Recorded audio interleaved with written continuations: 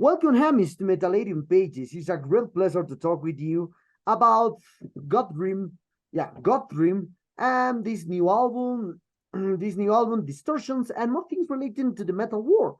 So we're starting, I think, with a common question: how was band been during the last 3 years? Because Reflection, your first album, was released at was a pandemic album. Now, 3 years later, we have a second album. So, how was the reception for the first album? Now, how many things changed since that album to now? So that we were a bit of a victim of the timing, really, where we released the album. We managed to do an album launch show in London, and then pretty much everyone closed the doors for a prolonged period of time. So, so we then found ourselves in a position where we're at home and couldn't really meet up, and so turned our hand to writing and recording at home, which got the thankful that we've got the opportunity to do that. So sporadically, writing and emailing songs and ideas through to each other, and then that kind of gave us the opportunity to approach the album in a slightly different way. Because of recording at home, got the luxury and an ability to be able to layer up many kind of tracks on top, and so could really explore much more the harmonic side of things. So going for a much more melodic kind of angle with a lot more guitar tracks, a lot more harmonies, and then the period of time as it was going on and trying to see some semblance of normality coming back, gave the opportunity to kind of go over the songs many times over, write and rewrite if need be. It gave the songs a chance to kind of exist for a good while before we were actually going to a proper studio and recording what would be the final versions that become the album Distortions that you hear. So yeah, it was a different way of working, but one that we found inspiring and a way to make this new album sound very different to the first. And because there was going to be a lot more layers, a lot more tracks, a lot more harmonies, we had to approach the production in a different way. So we're very fortunate in meeting Andy Hawkins and the Nave Studios, whose approach to recording gives a lot more kind of space and dynamics. So the instruments aren't fighting each other, which could happen a bit on the last album with quite a dense kind of raw live sound. So this bit more care and attention, and I look forward to folk hearing it. I hope you like it. Okay. Well, I remember. Well, correct me if I'm wrong. When I read some reviews about this Godthrymm, about the first album, and now the first album especially, all reviewers said that this Godthrymm is a side project from My Dying Bride people. But when I hear the music, for me, it's very different. You are very far from the sound of My Dying Bride. You are different people. So, what is the true history about this? Is true or is not true?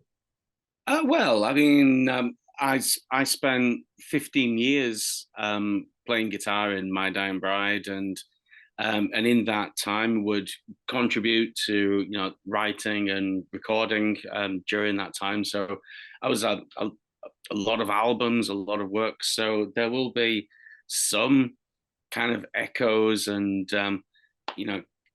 things that might kind of make think of being a bit kind of My Dying Bride, but also there's certain things that might sound a bit Solstice as well, like what I was doing before joining My Dying Bride. So it's something that I wouldn't shy away from. Sean as well, of course, was in My Dying Bride for a number of years as well. So there'll be some comparisons, and if there are, then well, as I say, I'd be quite easy with that because where we're from, it's quite a quite a furtive musical scene. There's a lot of great bands, Paradise Lost and My Dying Bride, and Serenity and Lazarus Blackstar, all from this kind of area. So there is some musical similarities, bloodline between kind of all these kind of bands, and it's a bit of a scene. So I don't mind.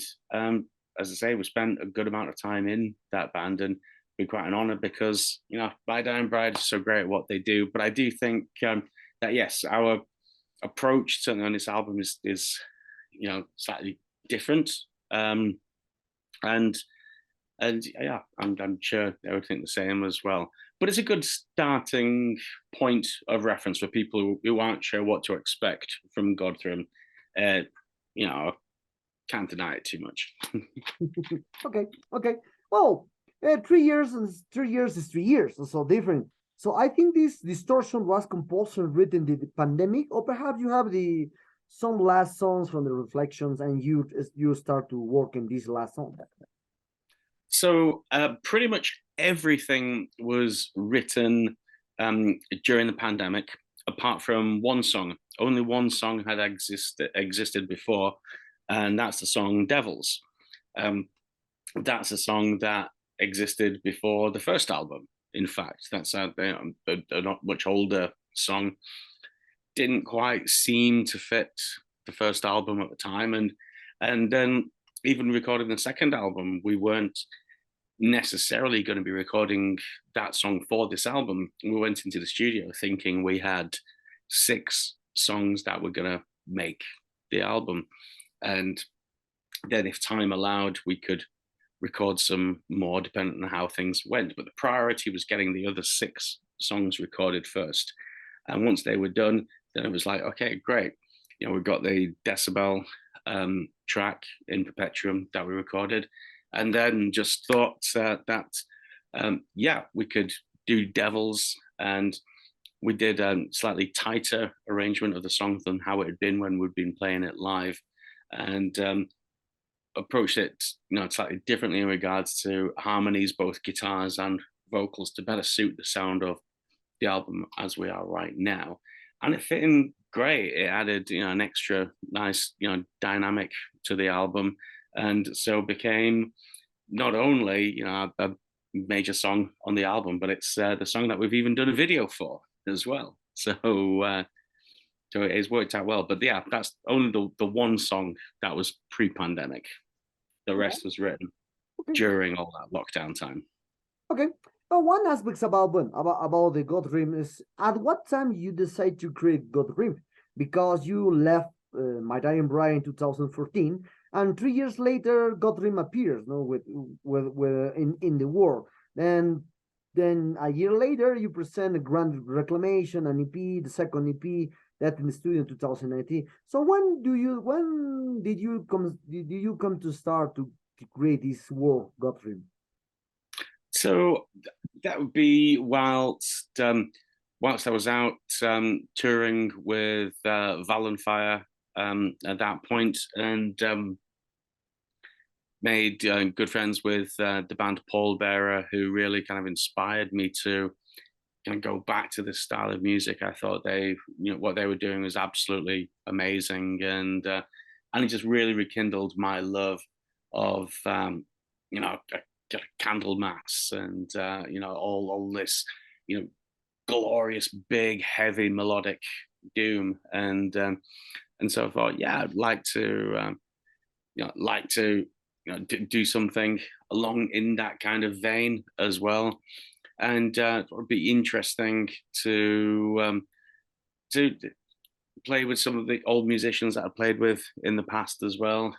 So at first we were doing it just for our kind of own fun and enjoyment, and then as Valenfire was winding down to come to an end, this became my sole focus, and then in doing so, that's when it became kind of a lot more personal and became a lot more passionate about it, and then it became part loving tribute to the musical scene that we've loved and enjoyed so much in the past, but also then really kind of wanting to create something new within that template as well.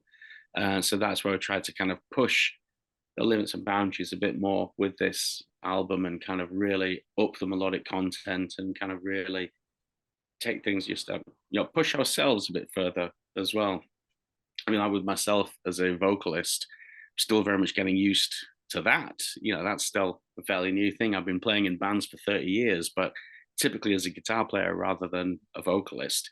But as I've gone on, I've kind of grown a bit more in confidence now. Adding Catherine into the band has really inspired me to kind of push my vocals a bit further as well. And now I feel very inspired to do more. So looking forward to the next phase and what we can do in the future. So it's inspiring time. Okay. So I've been reading about, I've been hearing these new distortions, and well, this is kind of doom metal era. But some people, because wife, in this case, Catherine Glencross, is sing. They made a lot of people related with the Gothic era. So for you, it's correct to the people related the Gothic aspect with the doom aspect in your music, or your music just spread perhaps just in metal? I wouldn't want to be kind of too limited. I think sometimes some bands in some genres kind of think they need to stick to certain rules a little too much, and I certainly wouldn't want to do that.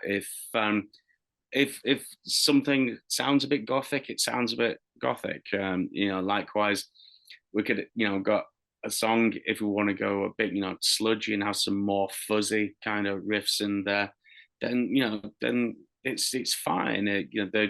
I don't believe in limiting yourself as a musician. If there's kind of influence from somewhere outside of a genre, then why not go ahead and if it is satisfying your musical and kind of artistic desires, then that's great. So like on the first album, can have one song, the vocal style is very similar to like kind of a Nick Holmes or Carl Willett's style of vocal, but yet on another song, then I made no bones about it in the studio. It's like, oh yeah, I'm gonna try and do this song, do a bit of a Tom Waits impression as well, and mix things up a bit. And I see no reason to not do that. And yeah, I different aspects of the voice, and so no, I wouldn't want there to be kind of rules. There's too many rules and restrictions out there in so many aspects of life without us adding even more in music. It's got to be about artistic expression or then kind of enjoyment on the end user as well. So no, some kind of rules of what you can and can't do. I mean, Celtic Frost, tore up so many rule books, and we're just like, just go ahead and do it. And and that's very, very inspiring. Okay. Well, for you, for you, what are the main differences that exist compared to your previous album?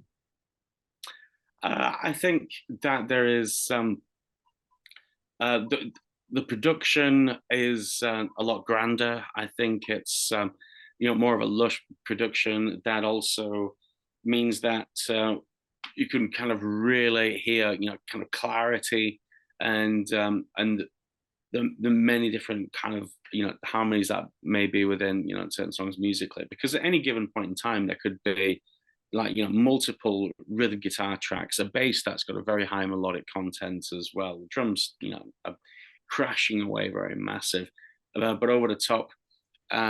Again, going back to not wanting rules, I don't believe in a rule of like, oh, if you can't do it live, then don't do it. Well, no, then can have multiple tracks and then have a 4-part guitar harmony over the top. And yeah, if you're doing it live, you need multiple guitarists. Well, no, it doesn't matter. Live's totally different.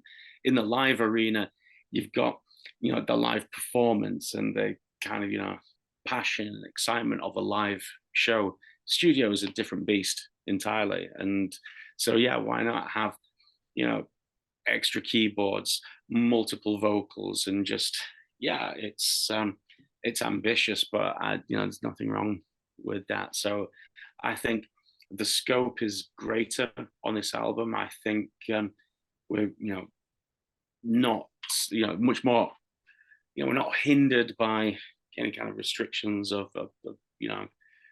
limitations of what we could do live. If we want to do something, we just kind of really go ahead and do it. And the production has kind of really allowed that to shine through, I think. Anyway, I look forward to checking out people's reactions to it as well. This time around, we've really took care and attention that if a song requires a different approach in terms of sound and production, then do it. There's not a one size fits all. I haven't just got one single guitar sound that's going to work for every song. One song requires more of a fuzzy, sludgy kind of tone, then go for it. Other things are a lot more amp driven. So we just tried to take the care and attention to let each song stand on its own as its own individual piece, but yet somehow being cohesive as a whole album. Because I love when people listen to whole albums, but a lot of people don't. A lot of people just listen to individual songs. Yeah. So. Yeah. Well, that's relating to the next question with this. Well, that is true. Especially the new generation. Me, especially, I'm 43 years old, so I prefer to listen the whole album. That's the way I grew up since the beginning to now. Yeah. That's why I have more than 3,000 or 4,000 CDs in my collection. That's why. So that's beautiful. So the shuffle feature has been an absolute. On one hand, I remember it first coming out, and then I had a friend in the band Nightmare Visions, and he had a big multi-CD player, and there was this shuffle function. So this is amazing. It will just play random song from any one album. And at first it was like, oh wow, this is really cool for parties. Yeah. But of course now that's the standard. People having shuffle on everything. But it's like, no, I like to listen to a whole album, and I really kind of made a point of doing that. So. I remember one like anecdote. I remember to spoke with some guy a few weeks ago, and he told me, "Hey, can you recommend me a song for Iron Maiden, perhaps? For Iron Maiden?" Brian Maiden? Really, no. I recommend you much better to hear 7 songs, to hear whole album. So exactly. I hear a lot. And typically the whole thing, I've always thought that the where you can't go wrong with Iron Maiden is like, okay, so pick the album that was like their current album at the time when you were a teenager and you just were first getting into metal music, and that's then the album that you should check out. That's the one. So for me and you, it's Seventh Son of a Seventh Son when we were getting into that. That's the album that was like their current album at that kind of point in time. But yeah, I've got other friends for them. It's Somewhere in Time or Peace of Mind. But yeah, that's always a good way to go. Okay. Well, with this aspect that you told me about but now the new generations prefers to hear the singles. Now with the digital platforms, now the digital platforms are doing this kind of easy to hear music with just singles. So for this aspect, in a world that prefer just singles, and I think this, so why a band like, how do you see the future of Godthrymm exists in a world of singles? Because the doom metal in all ways, in all bands, in all kind of music. I spoke with Saturnus, with Andrew from My Dying Bride, and the doom metal, it's impossible to hear in one song. For me, it's impossible. You need to hear whole. If I'm very selective with the styles, heavy metal, yeah, you can hear some songs in some way, but the doom metal, it's impossible to say, hey, Echoes from Distortion is much better than the Follow Me in this new album. No, it's impossible. You need to hear whole sensations, whole textures that the album brings.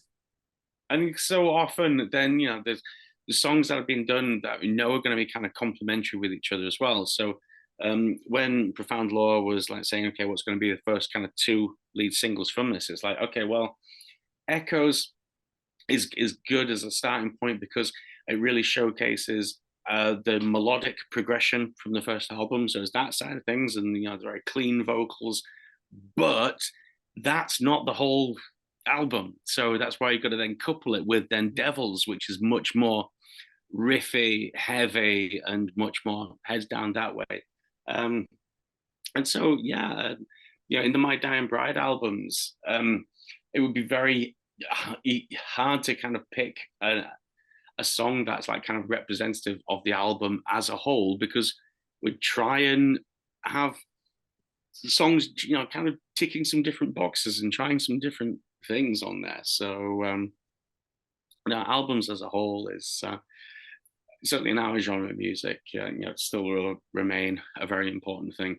Much in the same way that I also think that the way the albums are kind of recorded and produced as well. There's been kind of a lot of talk about like kind of AI production, and it's like, well, that kind of doesn't suit our kind of stuff, because song A could have a very different approach to song B, and you can't just kind of like have a preset set parameters. It's like, okay, yeah, apply to all. Nah, it doesn't work. It's got to have that human angle to kind of appreciate the expression and the difference, and to understand this. So as much as where we would fit into a larger societal scheme of things, or how things are going to move in the future, I don't know.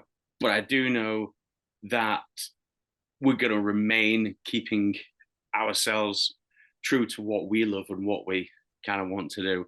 And we're in a very fortunate position where we've got Profound Law Records, who believe in what we're doing and able to allow us to be able to share the music on a grander platform. But really, if I was just writing and recording for my own personal satisfaction, I would still have a good degree of satisfaction and pleasure from having created something.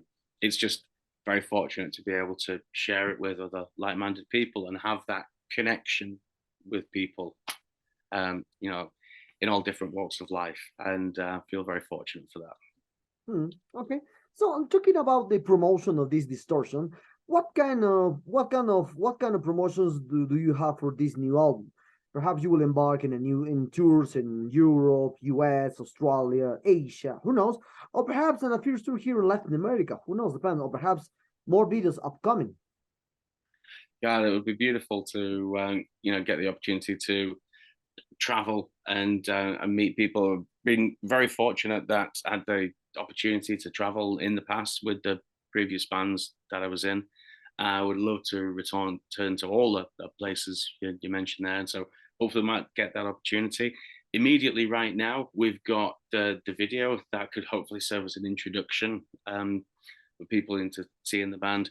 We'll be doing an album launch shows, and then we're going to really kind of test the waters to see what kind of interest we get from this, and hopefully, turn that into kind of invites into a bit of a kind of festivals. Perhaps would be the way in to be able to kind of getting out and around countries. So far, this band we've played in Germany, Belgium, and Netherlands as well, but we want to spread that further. So I don't know. We'll see what kind of reaction we get to the album, and hopefully that might open up some opportunities. We'll see.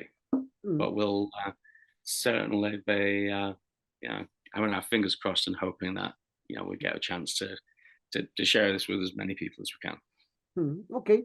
Well, relating, as I said in the first question, talking about other aspects, especially in the music industry, what's your opinion about this revival of the singles in the world? Because at the 40s and 50s, the people listen to music just by singles, and now this new retro movement are back in like, thanks to the Spotify, Apple Music, YouTube, etc.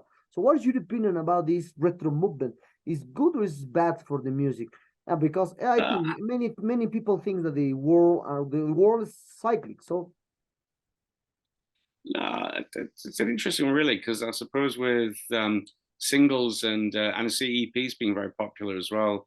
In some ways, it might give it used to be that like kind of B-sides could give you know, kind of an opportunity to do something very different, and it was always kind of accepted that, you know, a B-side could be a cover or something, you know, maybe a bit more, you know, for your own kind of enjoyment, knowing that it's not committing to the album, keeping the album track list, you know, kind of sacrosanct. But B-sides were a chance to maybe do something fun and different. So I always like that about singles. I you know, I love having, you know, kind of a strong lead song, um, but you know, it'd be great to then explore what the band's going to do with a B side. So I love singles for the concept of a B side, really, and you know, I love Anthrax so very much. And then when they, you know, released that compilation of all their kind of B sides, that was a great example of what a great thing to do with, you know, B sides on singles. You know, it's great covers and, you know, just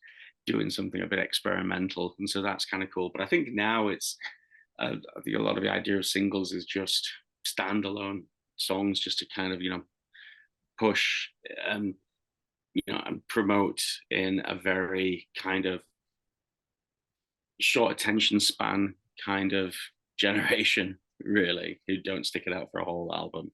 I really think the album still has its, you know, great place here. I remember, you know, a bit back, people in saying, "Oh yeah, albums have seen their time. EPs are the kind of the future," and I hope not, because I like the journey and the investment in an album.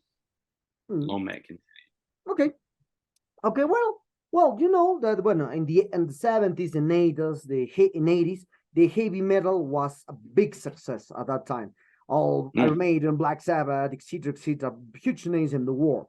That was. But now, most of the people of this generation thinks that the metal has a better world to exist compared to the 70s and 80s, because at the 70s and 80s the metal has a war against the society, against something always. But now the metal is more relaxed for them, more freedom has to express their ideas, etc. So do you think we are living in a world that the metal lose their essence to against all? Yeah, I don't think it's as kind of as scary as it kind of once was, because there's, you know, less of the outrage, because I think it's kind of much more, you know, kind of accepted and proven now that, you know, it's a very cathartic kind of musical genre. People can go into it and work out frustrations, or you know, channel kind of, you know, negative emotions and things through music, and it's not creating you know, anger or you know, depression, but more so it's a way to kind of vent anger or depression through it. And I think that becomes a lot more kind of understood as well. And as, you know, generations kind of move on, I still think there's still some kind of degree of you know, hesitancy in you know, kind of where heavy metal is in the kind of mainstream. But you know, we're in a post kind of, you know, 90s world, and grunge, for whatever, you know, you may kind of think of it, did kind of result in a lot of, you know, distorted guitars and hair being in quite mainstream media, and we're on the outside of that now. So of course it means a lot of people in mainstream media will not, you know, still to this day not know the difference at times between, you know, rock, metal, punk, or grunge or something. Don't care. But it's, you know, it's fine. It's you know, we've got what we've got, and ultimately, you know, it's music for the fans, and so often played by fans as well. I mean, you know, we're all, you know, just, you know, huge fans and disciples of this music, and so that's why, you know, continue doing it for us rather than for any kind of reaction or you know, any kind of reaction or any kind of, you know, movement on a societal scale. So I don't know. It's a bit live and let live, maybe. Okay. Okay. Other aspects about the metal world in general is that as you can see, since a lot of extreme metal bands since the 90s, especially Vader, I remember from Poland, they play for the first time, or they record first time a pop song into the EP. I don't remember what EP, but one EP record a pop song. And now, since there to now, a lot of bands did kind of this record a pop song. So if you had the opportunity to record a pop song in your music, which song will be? Gosh. Wow. Oh God, because there's oh, my kind of love and appreciation for like kind of 80s pop music, because it was a fairly recent kind of thing. Because at the time I viewed it as a real kind of antithesis of what I was really into. So I've only kind of really got into it kind of later. Trying to think what I could do and do justice to it. Oh, pop song. Wow. Because some of the ones that I kind of thought wouldn't it be amazing if we did this? So many have been done already. I mean, I was thinking, like Crucified by Army of Lovers would always make a great song. It's been done. And, I kind of think that, of course, so many things, like Tainted Love, been done, and so much stuff. So, what's left? Find a pop song that's not been done, but it's still good. I'm sure someone's done a metal version of even Barbie Girl, for instance. So I don't know. I'll have to ask my daughters if they can kind of pick something suitable, and then we'll have a go. Okay, okay. Well, one of the last questions. A few days ago, I read about an article about the algorithms in the digital platforms in general, and in entertainment in general. So, and with this topic appears obviously the AI to recommend this music is better, this music is better. If you find information in Google, Google find you, also recommends you some detail, or the algorithms recommends this kind of article, music, movies, etc. And this article tries to see the point if the people are losing the free will and just hear recommendations, not the free will to say, hey, this is better, this is not better. So what's your opinion about this aspect? The music now, in the music industry now, is just recommendation. It's not like you and me hear the music when you discover tapes, not by recommendation, just go discover because you see in a magazine, you see in cover art, etc., and you want to hear at that time. So perhaps we are living in a world that the free will does not exist anymore. No, unfortunately, that can be the case. But yet, there's a lot of influence, outside influence that way as well. But I just kind of hope, because we are in this kind of advanced communications age, and it's a lot easier to kind of talk directly to our kind of peers and friends and things as well, that we just try and make sure that kind of our passions and our interests and our voices are heard louder and kind of come through more so than kind of paid advertisements, algorithms, and suggestivism. So we'll see. Turbulent times. I'm a father of 3 daughters, and I really do wonder for the future. We'll see how it comes round and about. But yeah, it's it's a very advanced world that's developed very, very rapidly, and I still think that trying to kind of catch up in some ways, like it's almost like the technology has advanced faster than our own responsibility of how to use it. Okay. Well, Hamish, the sad times arrived at this interview. I hope you enjoyed this one like me. Congratulations on this new one. It's a great one. And perhaps you want to add something to your Latin American fans and Metallerium followers. So thank you so very much. Please, check out not only the video for Devils, but do check out our previous single, Chasms, as well. There was an animated video for that kind of came out just before the album, and I think kind of gets overlooked a little bit. So check out Chasms, check out our singles and the album. Please do. I hope you find something to appreciate in there. And thank you so much for your time and attention. There's it's a big old world out there. So thank you for sharing even a moment of time with us.